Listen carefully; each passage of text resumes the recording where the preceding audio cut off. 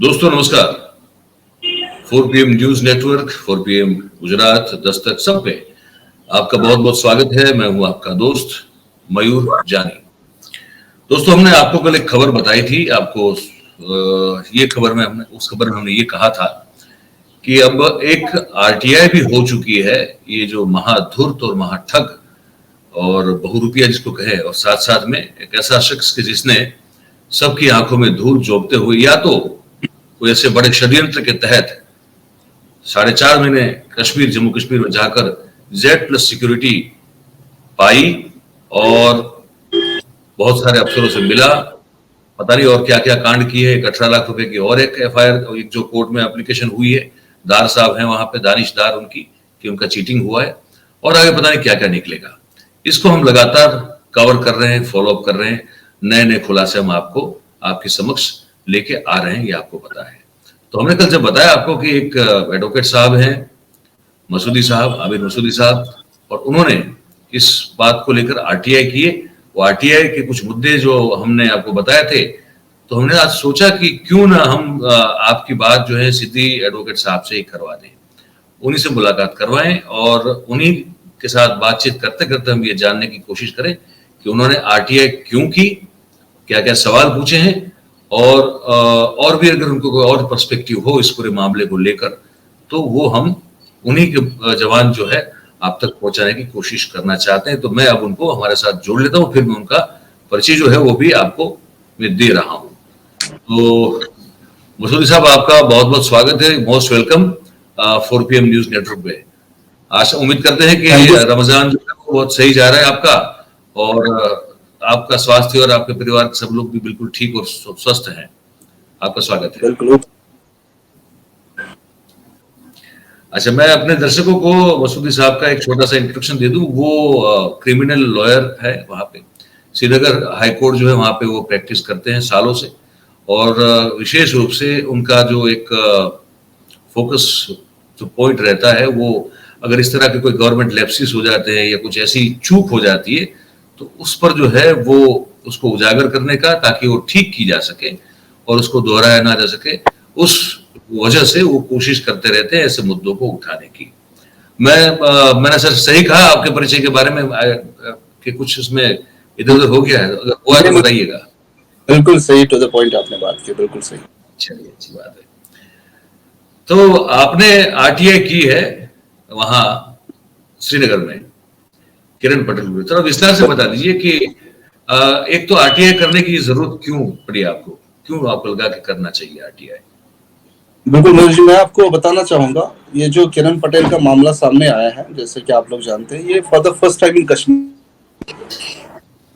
तो इसमें क्या है, जो ही मैंने ये न्यूज सुनी, मुझे पहले एक अपने क्लाइंट ने कॉल किया, बोला ये जो बंदा है इसको मैं जानता हूँ, लेकिन इसका नाम किरण पाटिल नहीं, इसका नाम है चेतन प्रकाश, जो एक अच्छा, जो दानिशदार साहब आप ही के क्लाइंट है मतलब? बिल्कुल जी, बिल्कुल बिल्कुल, उन्हीं के जहाँ पे मैंने कंप्लेंट भी फाइल की जी, मैं FIR। तो मैंने जो फोन का रिसीव, उन्होंने कहा कि ये किरण पाटिल नहीं, ही इज बेसिकली चेतन प्रकाश, जो न्यू दिल्ली के रहने वाले हैं, और एक कंपनी है जिसका नाम है मीरा ट्रेडिंग कंपनी, कलकत्ता की कंपनी, ये उनके मैनेजिंग डायरेक्टर है।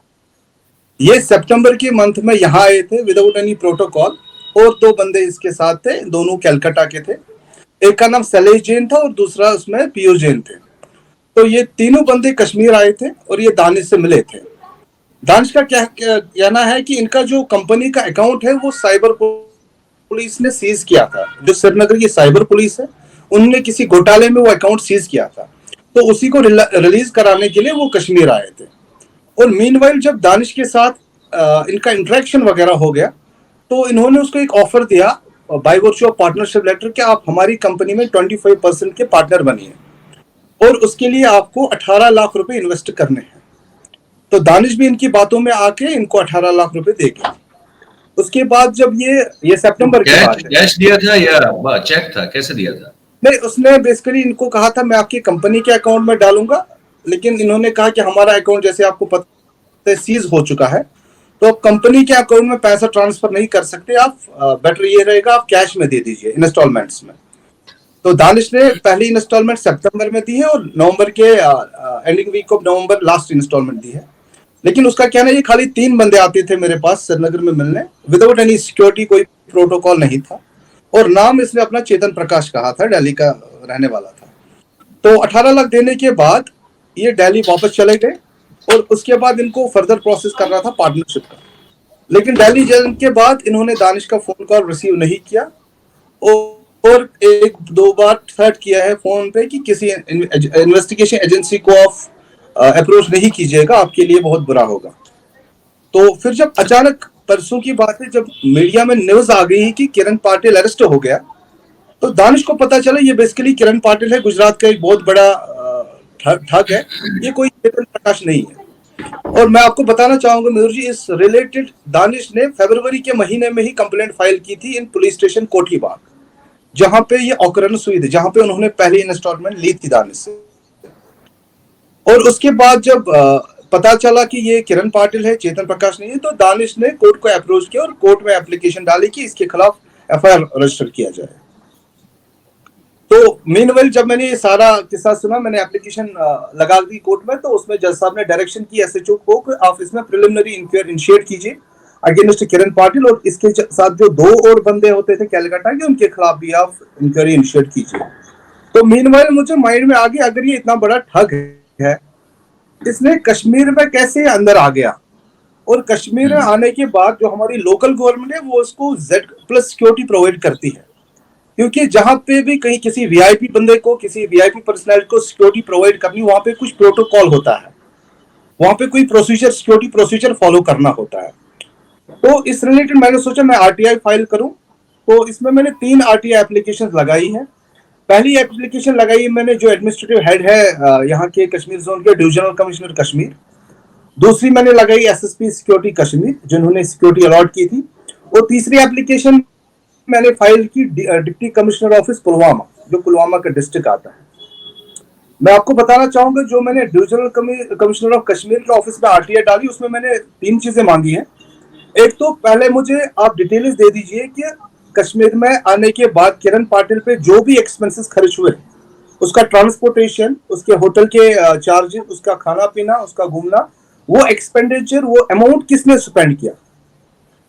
दूसरी चीज मैंने ये मांगी आरटीआई में कि इसके साथ जिस डिपार्टमेंट ने भी, या जो भी गवर्नमेंट ऑफिशियल्स है जो इसके बैकिंग में थे, जिन्होंने रिकमेंड किया इसका ये सारा अकोमोडेशन वगैरह, उनके नाम दे दीजिए।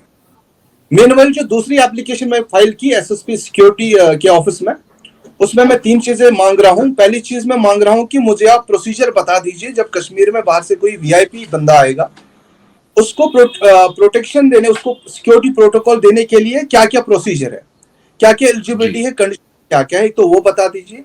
दूसरा मैंने उसमें मांगा है कि आपने जो इसको बुलेट प्रूफ गाड़ी अलॉट की है, बुलेट प्रूफ स्कॉर्पियो व्हीकल उसको अलॉट की, क्योंकि नॉर्मली जब भी कोई ब्यूरोक्रेट, कोई ऑफिशियल आता है, उसको नॉर्मली एस्टेट डिपार्टमेंट की गाड़ी मिलती है, but he is the only person जिसको सिक्योरिटी डिपार्टमेंट की बुलेट प्रूफ व्हीकल मिली है। और तीसरी चीज मैंने एसएसपी सिक्योरिटी कश्मीर से मांगी है कि आप मुझे कोई भी रिटन ऑर्डर, कम्युनिकेशन या सिग्नल दे दीजिए, कोई भी रिटन डॉक्यूमेंट जिसमें आपने रीजन असाइन किया होगा कि आप किन बेसिस पे, किस बुनियाद पे किरण पटेल को without any verification, without any background check, इसको Z+ सिक्योरिटी प्रोवाइड कर रहा है।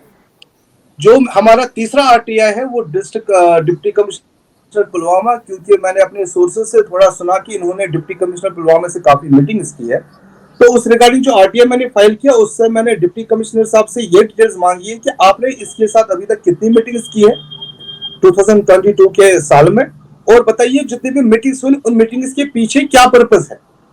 ये तो ऐसा नहीं है ना आपके पास ये गुजरात से बंदा आया कोई वीआईपी, ये आपके पास सेल्फी खिंचाने नहीं आया, ये किसी मकसद, किसी पर्पस से आया होगा। मुझे वो पर्पस बता दीजिए कि आपने क्यों इसको अपॉइंटमेंट दी और किस बुनियाद पे आप लोग एक दूसरे के साथ मिले। जी मयूर जी।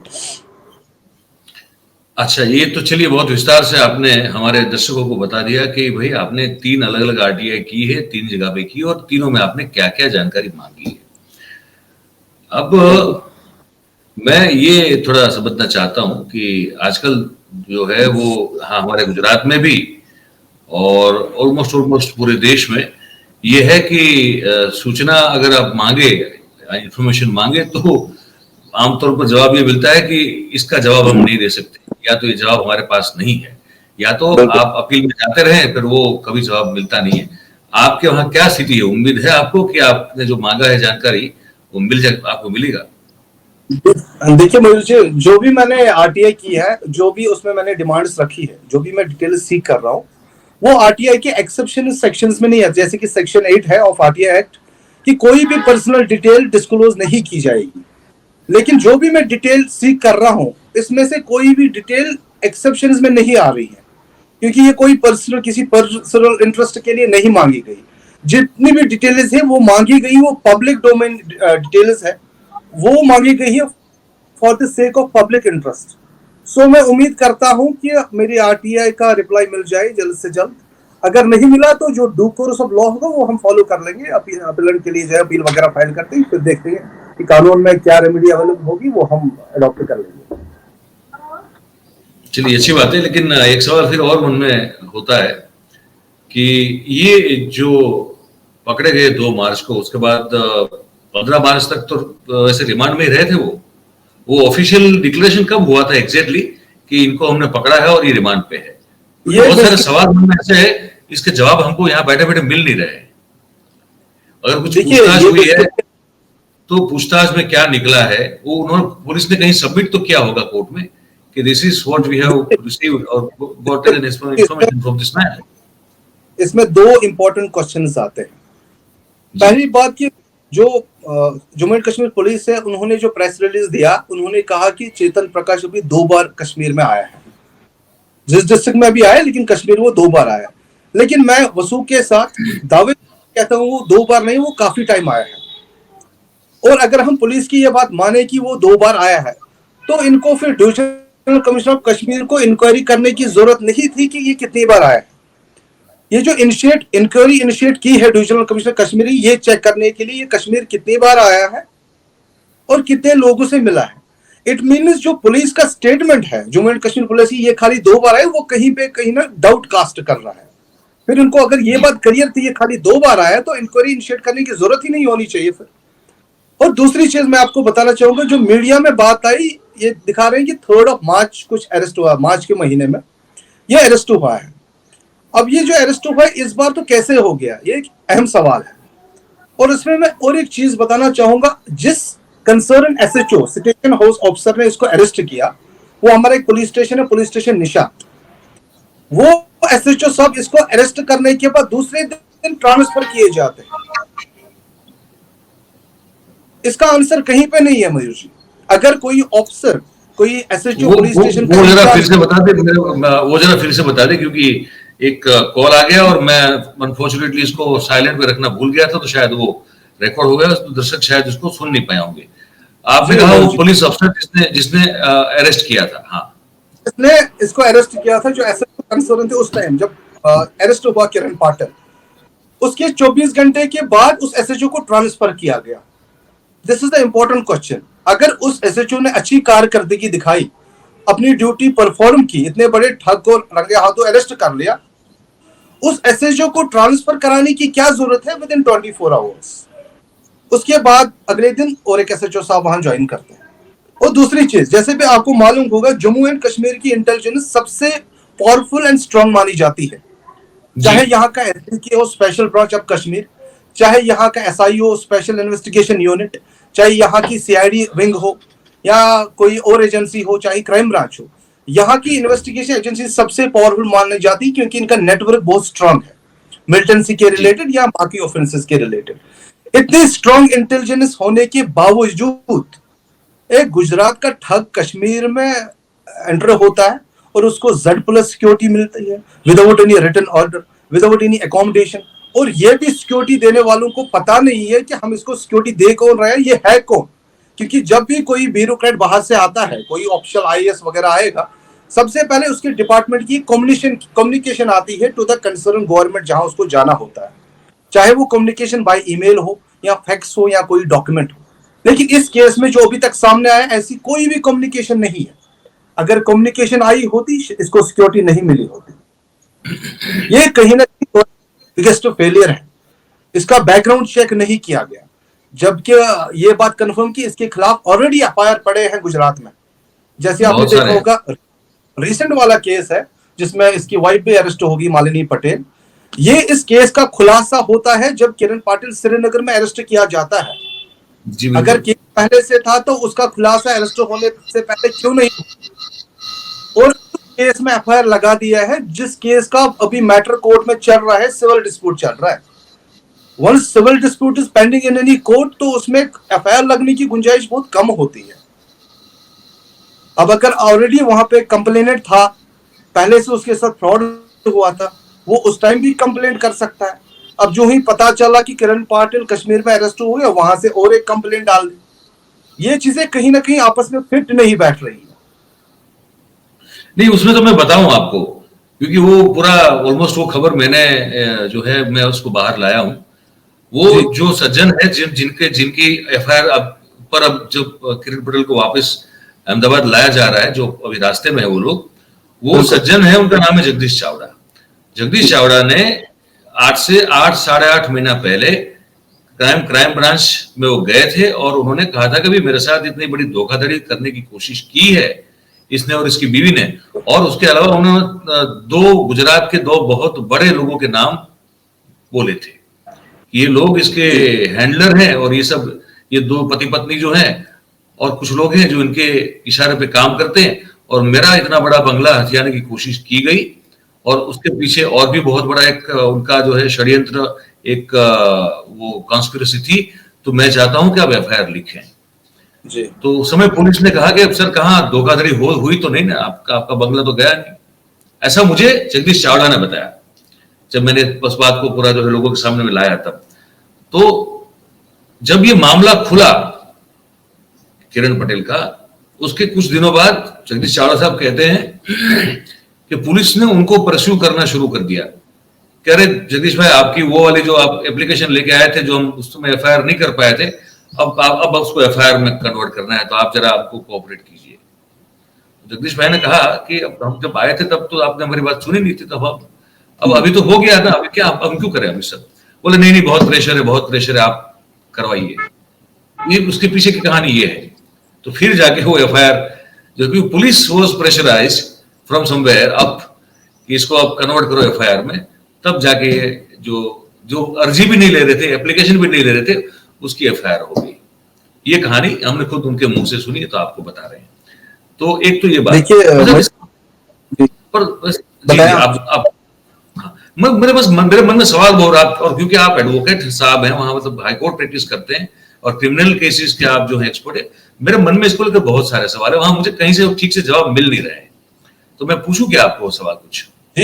कुछ ये एक तो ये सर कि वो जो एसएचओ साहब थे जिनका ट्रांसफर तुरंत 24 घंटे में हो गया, उन्होंने जब ये धर दबोचा था तब किरण पटेल अकेला नहीं था, उसके साथ अमित दवे जो कि गुजरात के मुख्यमंत्री कार्यालय के पीआरओ का बेटा अमित दवे भी था, उसके साथ आनंदीबेन पटेल के पूर्व उनके पीए हुआ करते थे सीतापरा साहब, उनका भी बेटा था जय सीतापरा, और उनके साथ एक तीसरा शख्स था, चौथा शख्स जो अभी तक बहुत मिस्ट्री बना हुआ है और उसके बारे में कुछ भी सुनाई नहीं दे रहा है, उसका नाम है त्रिलोक सिंह। ये चारों को लेके जो है पुलिस ने दबोचा था और लेके गई थी, और उसी रात को या अगले दिन सुबह वो बाकी 3 को जो है वो छोड़ दिया गया। जी ये हुआ है, वो तीनों निकल चुके और इसको सिर्फ पकड़ के रखा गया।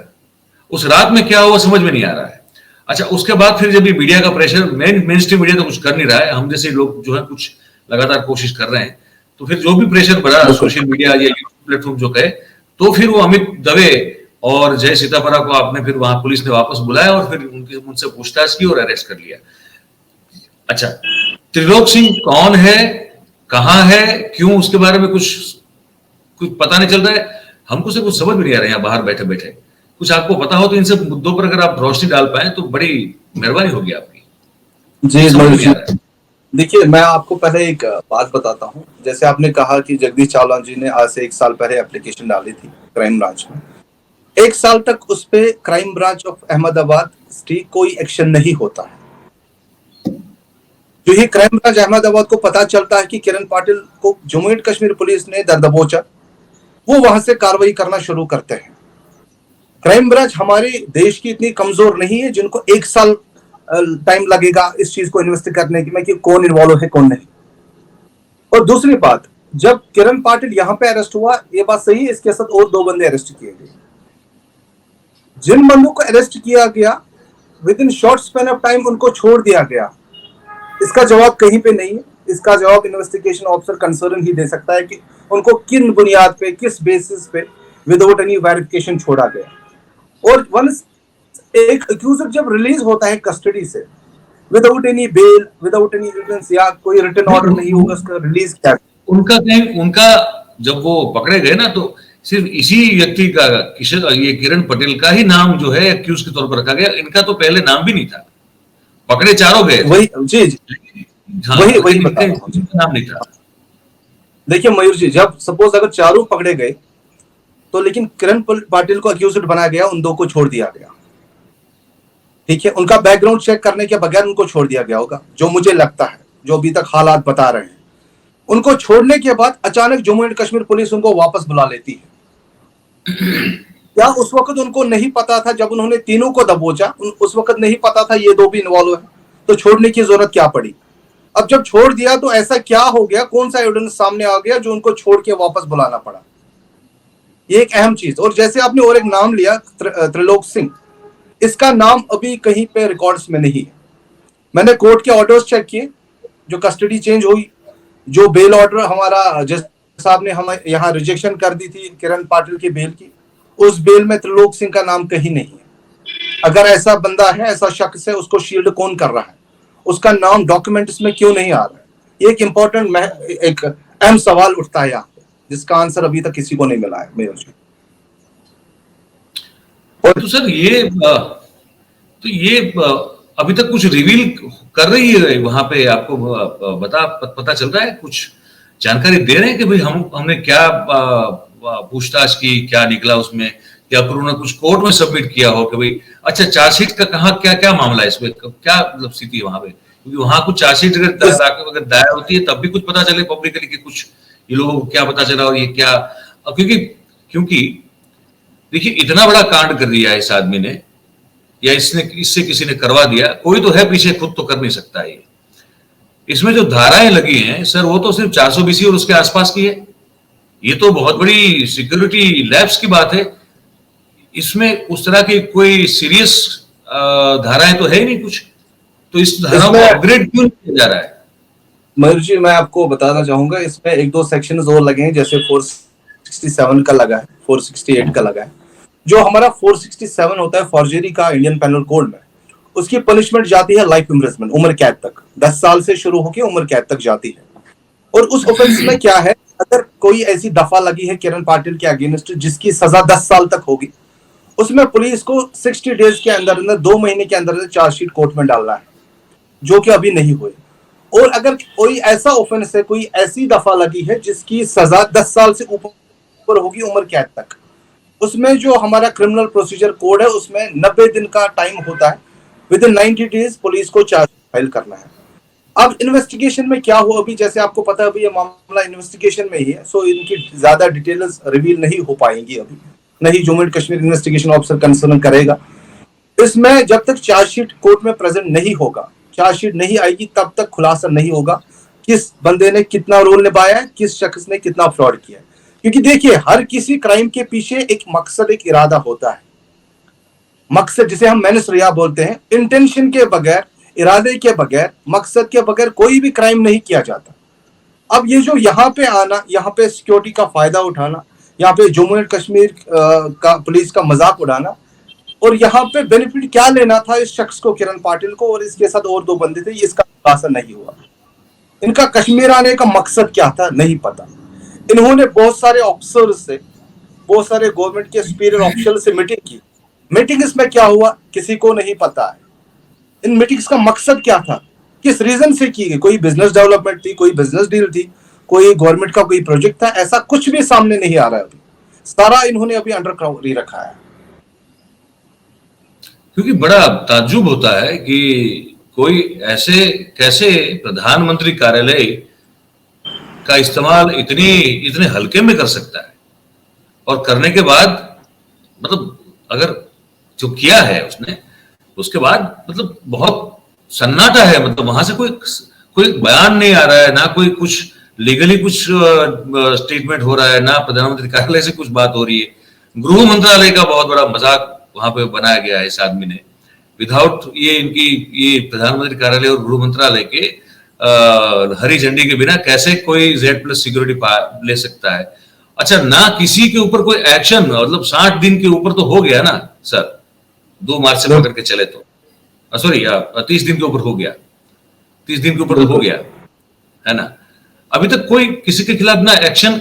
ये जो कहते रहते हैं कि हम मतलब चुन चुन के ये कर देंगे, और बहुत सारी डायलॉग बाजियां होती है, मैं मतलब पॉलिटिकल नहीं जाना चाहता हूं, लेकिन अब हम रोज सुनते हैं तो वो दिमाग में फिर वो जो है वो इको कर देता है। तो ये जब इतनी बड़ी बात करते हैं, और जम्मू कश्मीर जैसा स्टेट जो most sensitive in terms of security and all that, and intelligence also as you said, वहां पे इतनी बड़ी घटना हो जाती है, बट कोई भी जो अब जो एडमिनिस्ट्रेशन है वहां से कुछ बताया नहीं जा रहा है। Isn't it very very strange? ये बहुत विचित्र नहीं लगता आपको? अनडाउटली मर्जी, दिस इज वेरी स्ट्रेंज। देखिए, जब ये शख्स यहाँ पे आया, ये गिरफ्तार भी हो गया, लेकिन इस केस में कोई डेवलपमेंट हुई ही नहीं। इसमें कोई और फर्दर अरेस्ट हुआ नहीं हुआ किसी को नहीं पता। पुलिस के साइड से कोई बयान नहीं आया, जम्मू एंड कश्मीर पुलिस ने कोई प्रेस रिलीज नहीं दिया कि हमने इस कॉन्स्पिरेसी में इस कोर्ट में से कितने बंदों को गिरफ्तार कर लिया। अभी खाली एक किरण पाटिल का नाम आ रहा है, उसके बगैर और कुछ नहीं आ रहा है। अगर इसमें कोई गिरफ्तारी हुई भी, लेकिन वो उन्होंने पब्लिक में रिवील नहीं की, नहीं वो कोर्ट के सामने, अभी तक मैं आपको बता रहा हूँ मयूर, ना हुई वो कोर्ट के सामने रिवील हुई। अब जो इसका अपना इन्वेस्टिगेशन पीरियड है इस केस का, जो यहाँ पे लगा, इसका इन्वेस्टिगेशन पीरियड 90 दिन तक का है, 3 महीने का, और इन्वेस्टिगेशन मुकम्मल होने से पहले ही इसकी कस्टडी चेंज की गई बाहर गुजरात। अब अगर अक्यूजर प्रेजेंट नहीं रहा, मौजूद नहीं रहा जम्मू एंड कश्मीर पुलिस के पास, तो इन्वेस्टिगेशन कैसे होगी? क्योंकि बहुत सारे सवाल ऐसे हैं इस केस में, इस इन्वेस्टिगेशन ऑफिसर्स के, जिसका जवाब सिर्फ किरण पाटिल दे सकता है, जिसका जवाब और कोई दे नहीं सकता है। तीसरी बात बताना चाहूंगा कि ये ऐसी जगहों पे इसने विजिट किया है कश्मीर में, जहां पे एक आम आदमी का जाना नामुमकिन है, मुश्किल नहीं नामुमकिन है मयूर जी।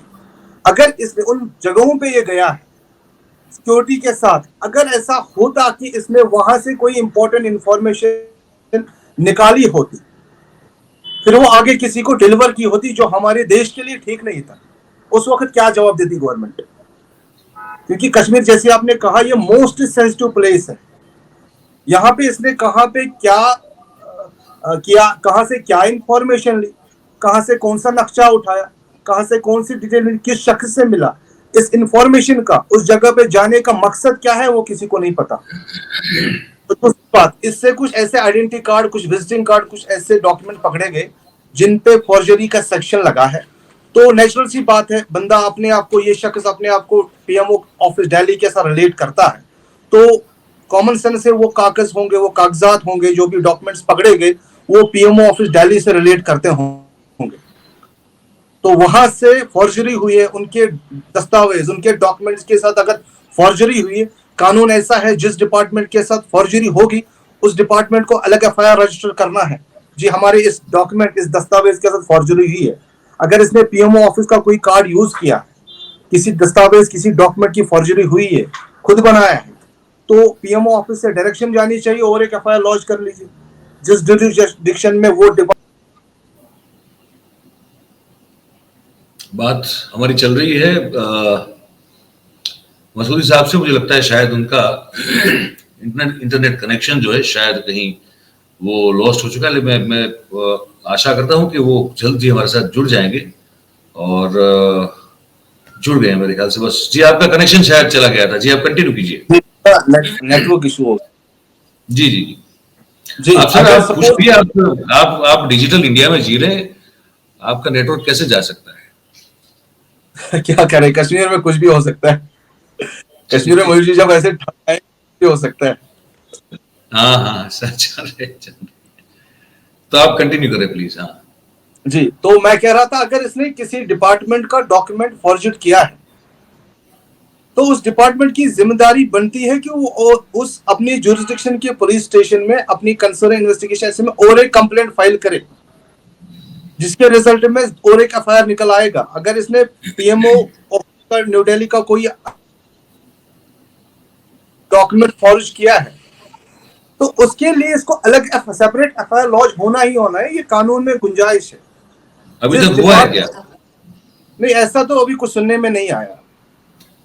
अभी तो ऐसा कुछ अभी खाली एक एफआईआर है जो यहाँ पे निशात पुलिस स्टेशन में लगा है, और जो उसमें फॉर्जरी सेक्शन इन्होंने इम्प्लीकेट किया है इसके अगेंस्ट, तो नेचुरल सी बात है, फॉर्जरी की दफाएं तब आती है जब कोई फॉर्जरी डॉक्यूमेंट फंस जा सीज हो जाता है पुलिस के हाथ।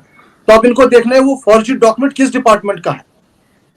वो डिपार्टमेंट, यस, वो डिपार्टमेंट उसकी सेपरेट रजिस्ट्रेशन ऑफ एफआईआर कर सकता है, इसमें कानून की बाज़ाब्ता गुंजाइश है। और दूसरी बात, अभी तक इन्वेस्टिगेशन ऑफिसर ने क्या हासिल किया, कहाँ इन्वेस्टिगेशन पोस्ट, कस्टोडियल इंट्रोगेशन कितना हो, अभी ऐसा कुछ पता नहीं है। देखिए, डीसी ऑफिस पुलवामा गया है, डीसी ऑफिस बड़गाम गया है, बहुत सारे गवर्नमेंट के ऑफिसर्स के पास चला गया, बस ब्यूरोक्रेट्स के पास, सिवाय एक जो लोकल रेजिडेंट यहाँ है दानिश अहमद डार, जिन्होंने कंप्लेंट फाइल की कि मेरे साथ 18 लाख रुपए का फ्रॉड हुआ। उसके लिए चेतन प्रकाश है, किसी के लिए ये director strategies and campaign department of prime minister's office है। तो बहुत सारे ऐसे होंगे जो क्राइम्स इसने किए होंगे, वो स्केलेटन्स, वो कंकाल अभी बाहर नहीं आए। कुछ लोग ऐसे होंगे कि मे बी कोई बैकअप तो नहीं होगा, हम अगर कंप्लेंट करने जाएंगे तो शाम को क्या पता कोई उठा के ले ना जाए। तो इन चीजों का भी इसमें काफी पॉसिबिलिटी है इन चीजों की। अच्छा, एक ये जो अमित दवे और वो जो अपना ये क्या नाम है उनके लड़के का, जय सीतापरा, फिर से वो नेटवर्क पर चला गया, लेकिन वो जुड़ जाएंगे, आई एम प्रीटी श्योर कि वो वापस आ जाएंगे, और मुझे लगता है कि आ गए। हाँ, तो मैं पूछ रहा था कि ये अमित दवे और ये जो जय सीतापरा का क्या हो रहा है वहां पे, वो दोनों का क्या स्टेटस है लीगली? यहाँ पे जो अभी तक पुलिस की इन्वेस्टिगेशन है, लेकिन इनका कुछ अमित पांड्या नाम है, शायद दवे नहीं है यहाँ के डॉक्यूमेंट्स हिसाब से। अमित पंड्या, सॉरी, दवे नहीं, अमित पंड्या, सॉरी, अमित पंड्या, बिल्कुल अमित पंड्या, हितेश पंड्या के पुत्र। हितेश पंड्या मतलब कि अब तक के पिछले 22 साल से मुख्यमंत्री कार्यालय के पीआर, उनके ही सुपुत्र हैं, जिन्होंने रिजाइन कर दिया। बिल्कुल बिल्कुल बिल्कुल। देखिए, इनका जहां तक इनका रोल है, अभी तक ऑन रिकॉर्ड इनकी कोई अरेस्ट की खबर नहीं आई है। ऑन रिकॉर्ड की बात कर रहा हूँ।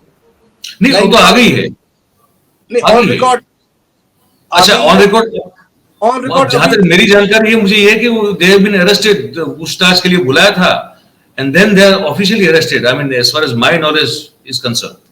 आप वहां बैठे हैं तो आपको ज्यादा पता है, ऑब्वियसली मुझे तो यहाँ बैठे अभी तक मुझे नहीं लगता है इसमें कोई, आप जो कहेंगे वही सच मान के चलेंगे कि आप तो वहां बिल्कुल बैठे हैं, और आप क्या होगा, आपकी इन्फॉर्मेशन भी सही हो सकती है, लेकिन मेरी नॉलेज के हिसाब से शायद अभी तक ऑन रिकॉर्ड इनका एज अक्यूजर नाम नहीं आया है।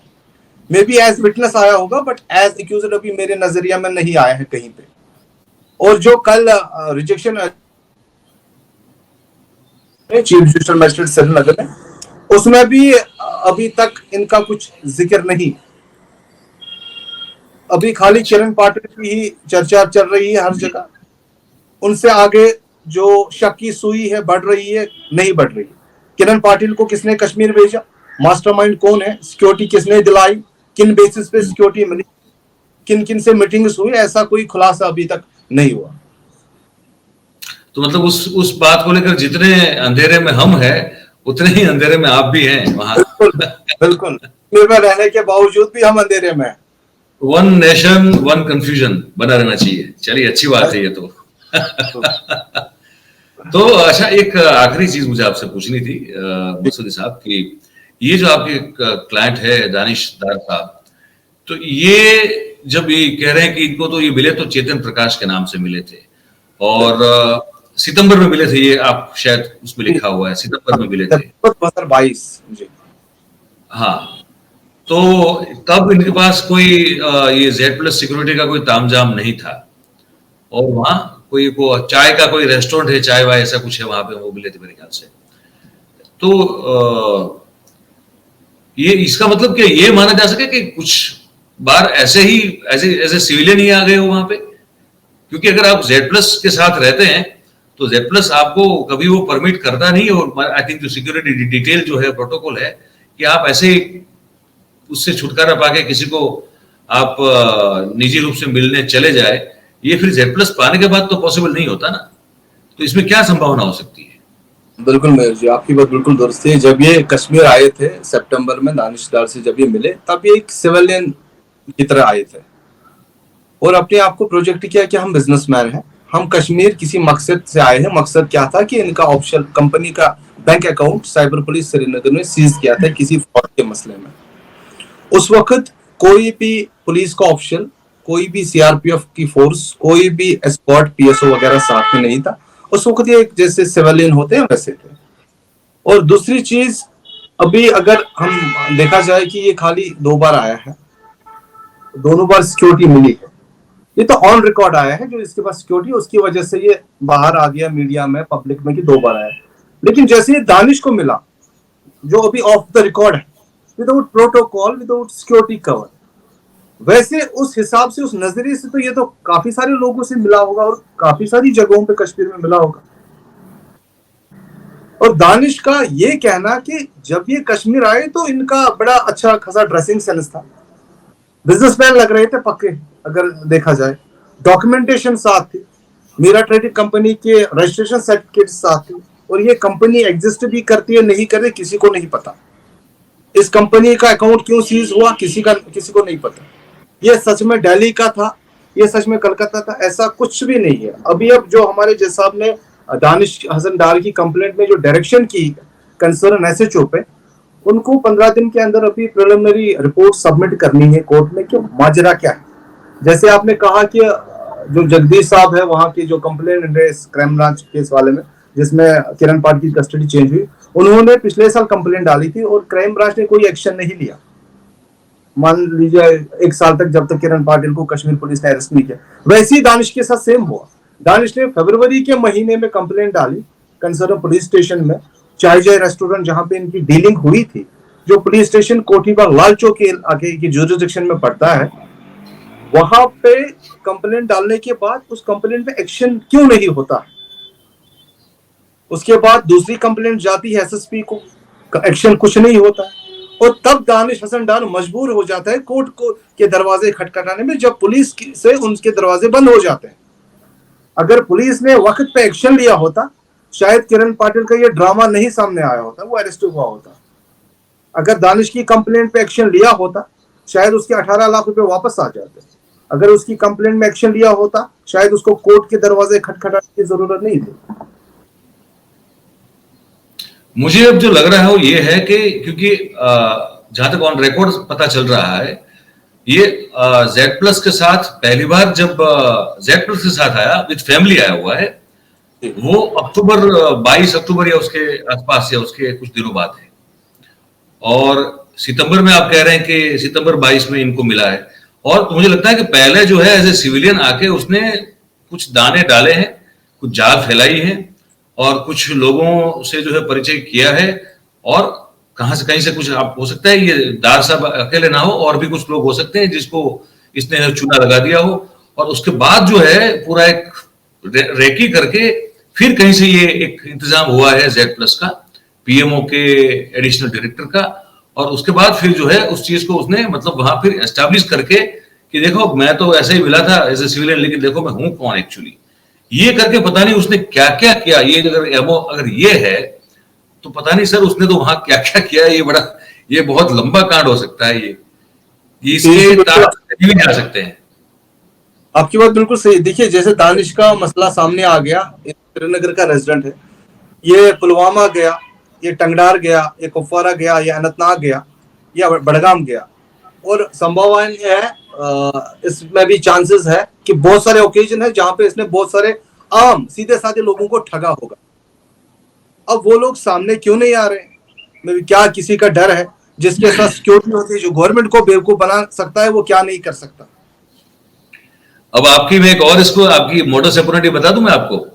अब देखिए वहां अगर इस बारे में देखिए, ये जो है ना, इसके सॉफ्ट टारगेट हमेशा सरकारी अफसर और पुलिस अफसर रहते हैं। गुजरात में तो ये करता रहा है। लोगों के लिए ये अफसर तो बड़े हार्ड है, लेकिन ठगों के लिए सॉफ्ट टारगेट ही होते हैं।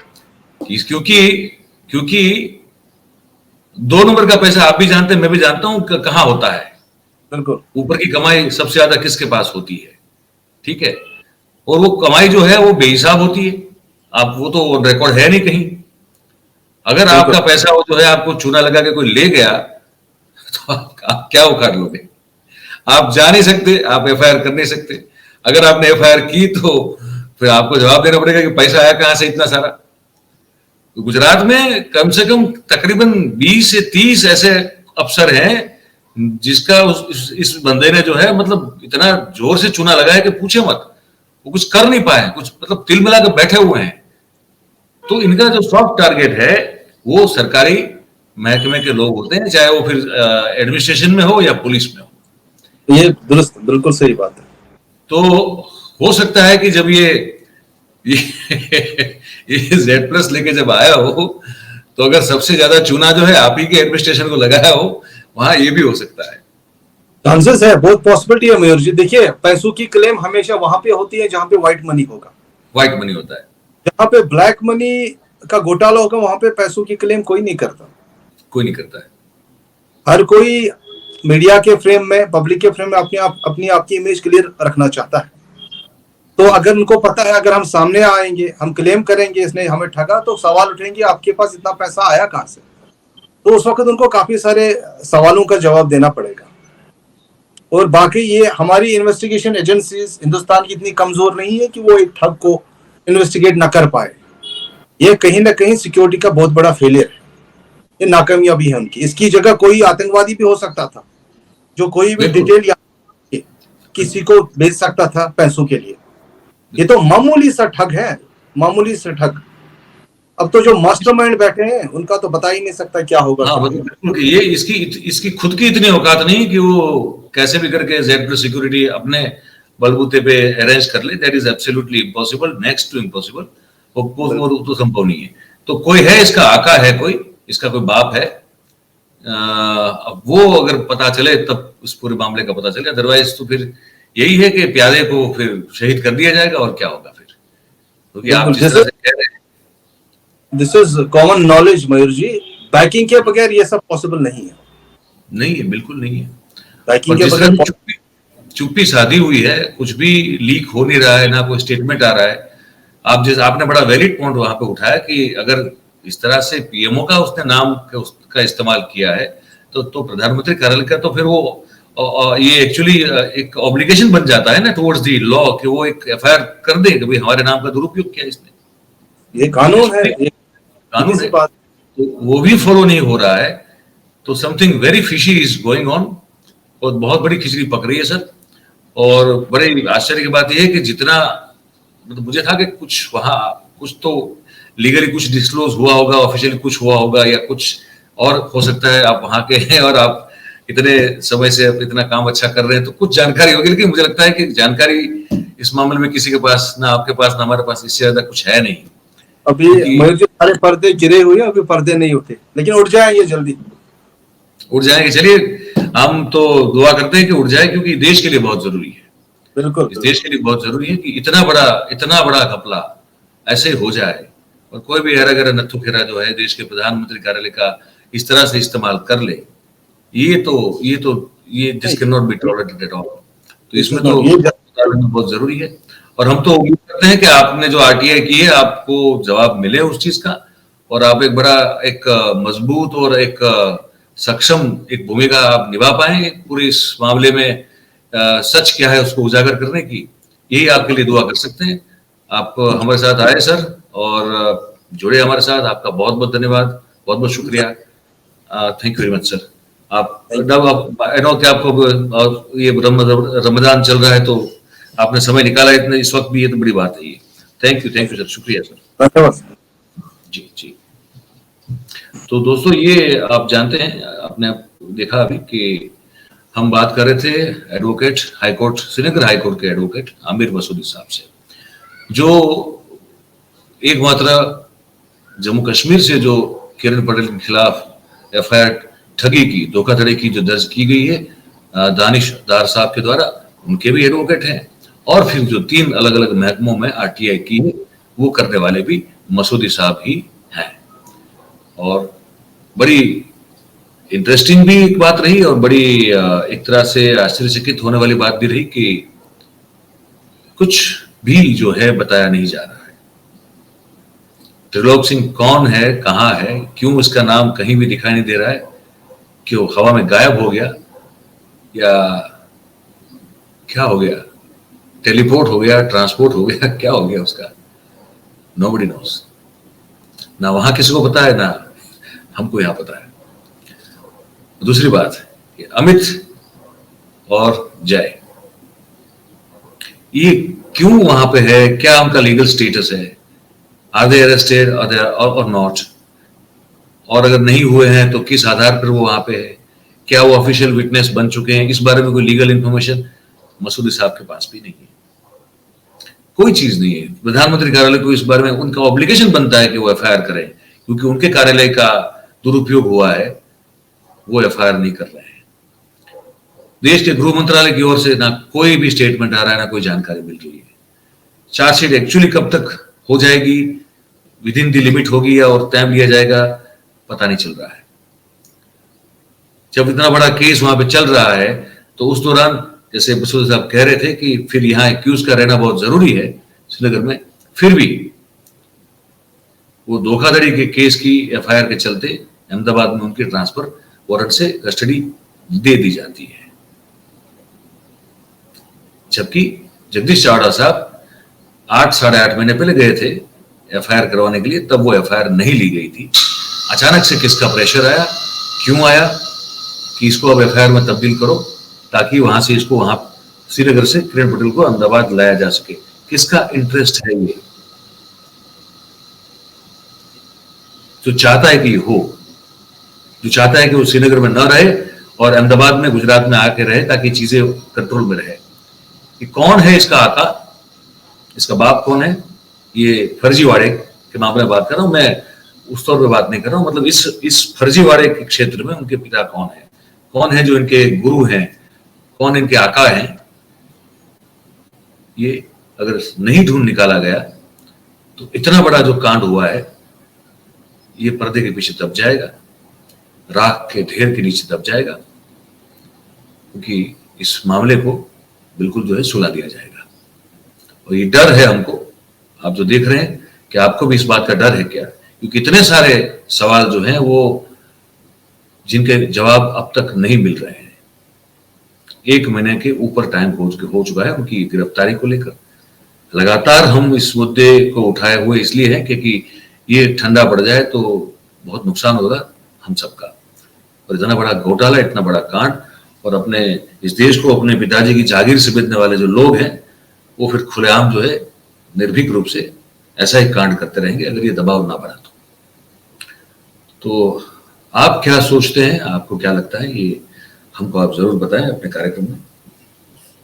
और फिर बात अच्छी लगती है तो आप जरूर उसको लाइक करें, सब्सक्राइब करें, करवाएं, और शेयर अगर जितना ज्यादा करें तो हमारी बात ज्यादा से ज्यादा लोगों तक पहुंचने में आसानी होगी और आपकी सहायता भी हमको मिल जाएगी। आप सबका बहुत बहुत धन्यवाद इस कार्यक्रम को देखने के लिए। Thank you very much. नमस्कार।